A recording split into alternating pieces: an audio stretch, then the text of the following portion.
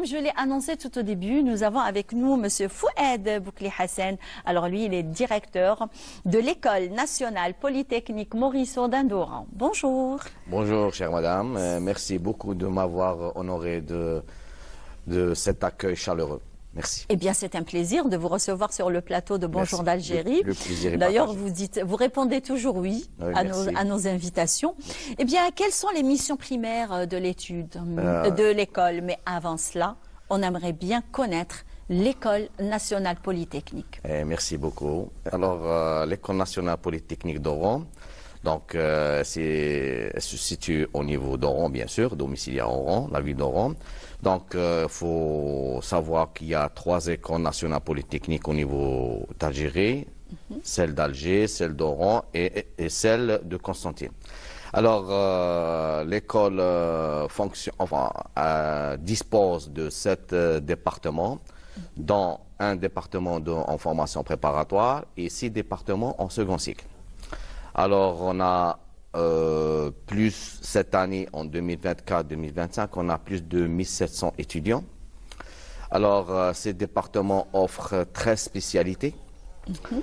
Parmi ces spécialités, donc, ça va du dessin allemand, de génie des procédés, de génie mécanique, de génie industriel, de génie électrique, du génie civil. Et cette année, on a ouvert une nouvelle spécialité qui est une spécialité nationale qui est la construction automobile, qui va répondre, si vous voulez, aux besoins du marché et la transformation, si vous voulez, du système économique algérien. La construction automobile, il prépare pas un ingénierat. Si, il prépare un ingénierat en construction automobile, alors, qui va répondre aux besoins du marché. Et plus, l'école dispose aussi d'un 9 laboratoires de recherche. Et bien sûr, on a des supports qui accompagnent nos étudiants dans le domaine de l'innovation, de l'accompagnement dans l'entrepreneuriat. On a un incubateur, un centre de développement de l'entrepreneuriat. D'ailleurs, l'École nationale polytechnique est très connue justement d'être une chenille d'entrepreneurs. Absolument, absolument. Alors, le parcours au niveau de l'École nationale polytechnique est scindé en 2 parties. Alors, la première partie, c'est la phase préparatoire. C'est-à-dire, on prépare l'étudiant à passer au second cycle. Donc, l'étudiant, il va recevoir les acquis fondamentaux, notamment en sciences fondamentales. Les mathématiques, la physique, la chimie, l'informatique et des modules transversaux, notamment les langues étrangères, les sciences économiques en première année. Donc, il passe en deuxième année, c'est la suite des sciences fondamentales. Et on intègre en deuxième année ce qu'on appelle les sciences techniques qui va donner et va permettre aux étudiants d'avoir un aperçu général qu'est-ce qui se fait au second cycle. Donc, à la fin de la deuxième année, donc, il y a un concours d'accès au second cycle. Donc, il y a 2 phases. Il y a une phase, un concours sur titre, sur le classement, sur l'autre, sur le vœu des étudiants, sur 80%. Les 20%, c'est le quota restant. C'est-à-dire, y compris... Ils peuvent être repêchés. Voilà. Donc, il va passer un concours sur écrit, que ce soit pour les étudiants restants, pour les...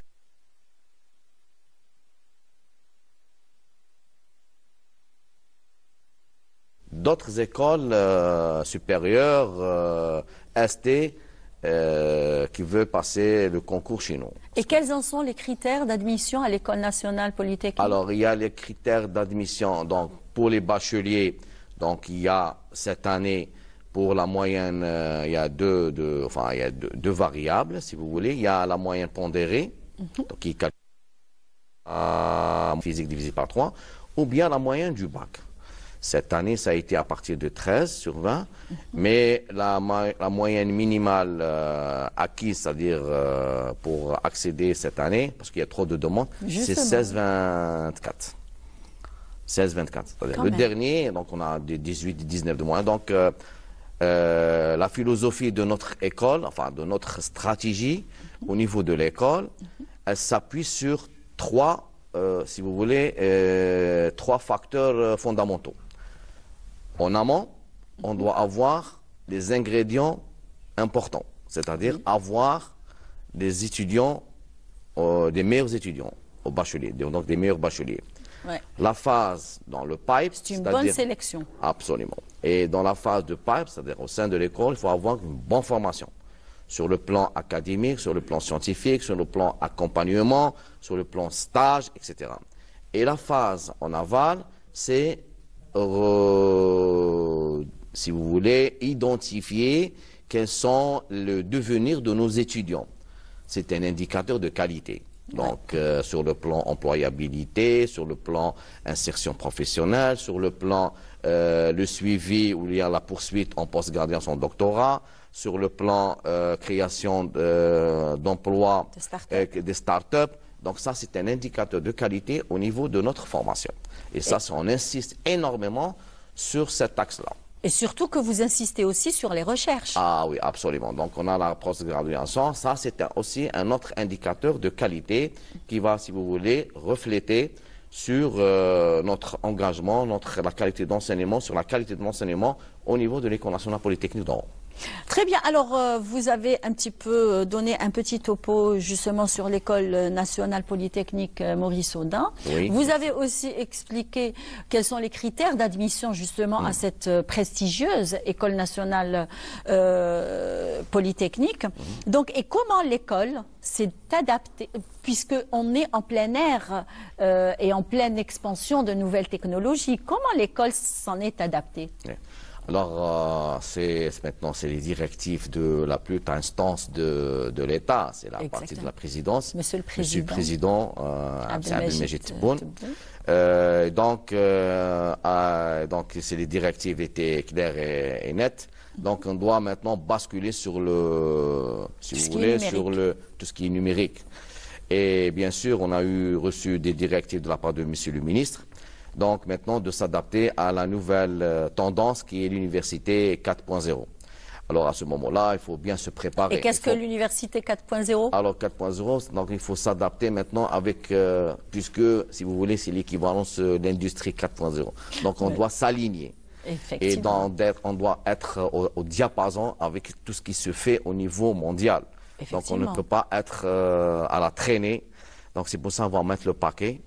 Et notamment, bien sûr, on doit avoir les dispositions nécessaires au niveau que ce soit sur la logistique, sur la compétence, on doit former sur la compétence, sur la bonne gestion, parce que le numérique va nous permettre, et surtout maintenant on a un outil qui est important, qui est Progress, qui nous facilite, qui nous permet, si vous voulez, c'est un outil de gestion, de contrôle, de planification, d'avoir, si vous voulez, comme un tableau de bord qu'on peut gérer, faire les transferts, gérer l'emploi de l'étudiant.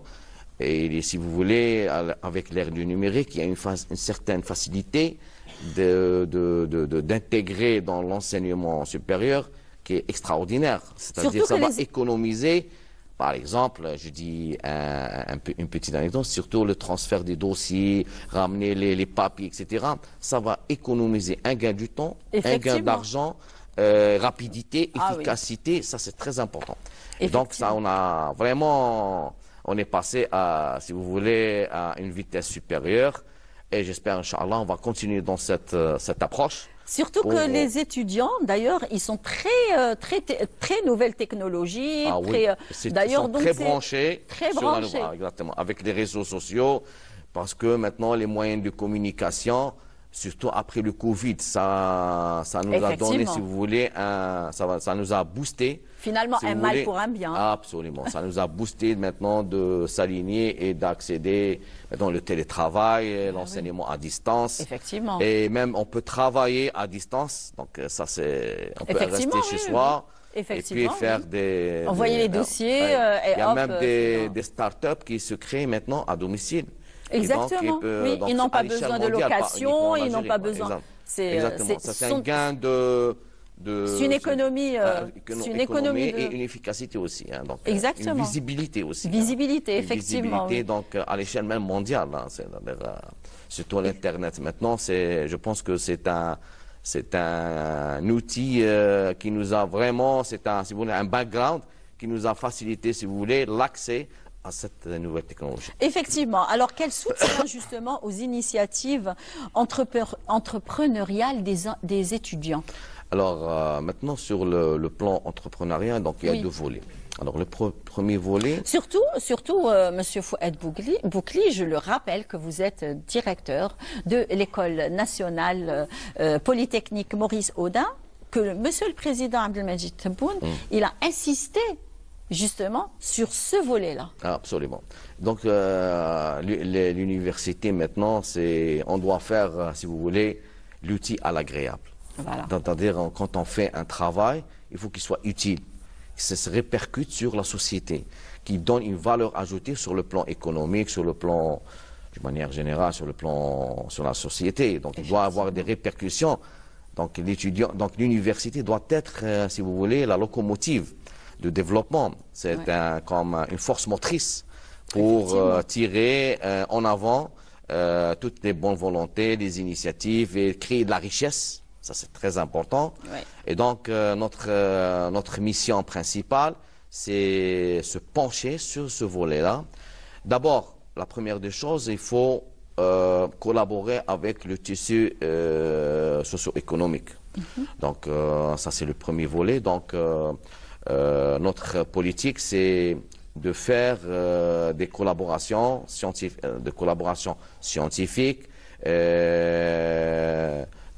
afin de tisser le lien avec le tissu industriel, notamment en mettant en place des conventions.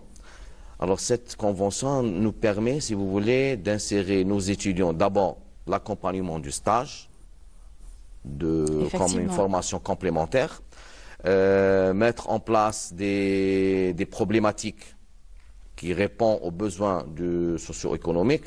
Donc déjà ça, c'est un atout pour nous, qui est notre rôle de répondre à un besoin urgent aux problèmes économiques des entreprises. Et deuxième des choses, l'étudiant va s'adapter, si vous voulez, va apprendre comment s'intégrer à un milieu professionnel. Qui est l'entreprise. Parce que surtout que le milieu professionnel, c'est un monde carrément totalement méconnu par les étudiants. Donc, on enseigne au niveau de notre école les principes fondamentaux, notamment sciences et techniques, mais les principes sur le plan managérial, il faut renforcer ça. Ça, c'est très, très important. Donc, l'étudiant, qui sort de l'institution universitaire, il est affronté à divers problèmes, à divers défis. Oui. Et donc, c'est le défi, notre challenge, c'est de l'intégrer, de le rapprocher rapidement, même en période du cursus de formation académique. Donc, notre mission, c'est d'avoir un autre partenaire socio-économique qui va nous accompagner dans cette démarche, c'est-à-dire le familiariser à s'intégrer dans le tissu socio-professionnel. Ça, c'est très important pour que l'étudiant ait déjà une idée des acquis fondamentaux, notamment dans le domaine managériel. Donc, l'ingénieur, si vous voulez, c'était le leadership sur le plan technique, même sur le plan managériel. Donc, il ne suffit pas de se contenter uniquement d'avoir les connaissances techniques, mais les connaissances managériales, c'est important. Savoir gérer, savoir coordonner, savoir discuter, savoir prendre des décisions. Et ça, c'est important pour nous. Qu'un étudiant, si vous voulez, un produit fini, si vous voulez. Vous préparez un étudiant de A à Z, comme on dit. Sur tous les plans. Sur le plan technique, et même sur le plan managérial. Second plan, maintenant, quand l'étudiant ne peut pas avoir, si vous voulez, ou bien certains étudiants ne désirent pas s'intégrer, d'être uniquement un salarié, donc ils veulent créer, un étudiant veut créer sa propre entreprise. Ça, c'est un deuxième volet, si vous voulez, c'est un autre créneau qu'on doit, si vous voulez, mettre en place et doit l'accompagner, doit le former, et toute une stratégie là-dessus. C'est une autre paire de manches. Voilà, c'est une autre paire de manches qu'il faut accomplir afin de permettre à nos étudiants, à nos futurs ingénieurs, d'être, si vous voulez, des patrons. On commence à des patrons des boîtes, d'accord, des boîtes privées, et puis affronter le tissu socio-économique, d'avoir une certaine liberté, un degré de liberté, si vous voulez, pour affronter la vie et affronter le domaine économique sur le terrain. Exactement. Alors, et en ce qui concerne les partenariats internationaux?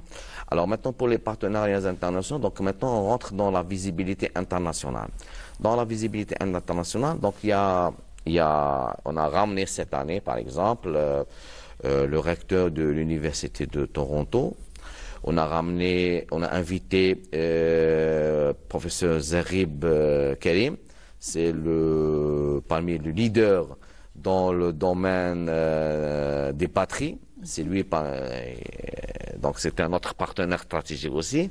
On a d'autres coopérations avec les instituts académiques au niveau mondial, notamment avec les Portugais, avec les Français, avec les Espagnols, avec les Turcs. Donc, et on va essayer d'étaler avec d'autres institutions internationales et également notre objectif aussi pour la codiplomation. La codiplomation, c'est-à-dire l'étudiant va avoir, si vous voulez, un deuxième diplôme au niveau, si vous voulez, à notre partenaire, donc qui prouve que notre formation, elle est de valeur. Quelqu'un ne peut pas s'associer avec vous si vous n'avez pas, si vous voulez, une bonne formation. Donc, on essaie d'être au diapason avec ce qui se fait au niveau mondial. Avec tout ce qui se fait au niveau mondial, au niveau international. Très bien, merci beaucoup. On arrive à la fin de notre... C'était un plaisir, c'était un immense plaisir. Le plaisir vraiment est partagé. Merci et beaucoup, certainement, on va vous rappeler pour intervenir afin de remettre à niveau, on va dire, tout ce qui se passe à l'École nationale polytechnique Maurice Audin. Merci beaucoup et bon courage. Et bon vent pour vous et vos étudiants. Merci beaucoup, je vous remercie.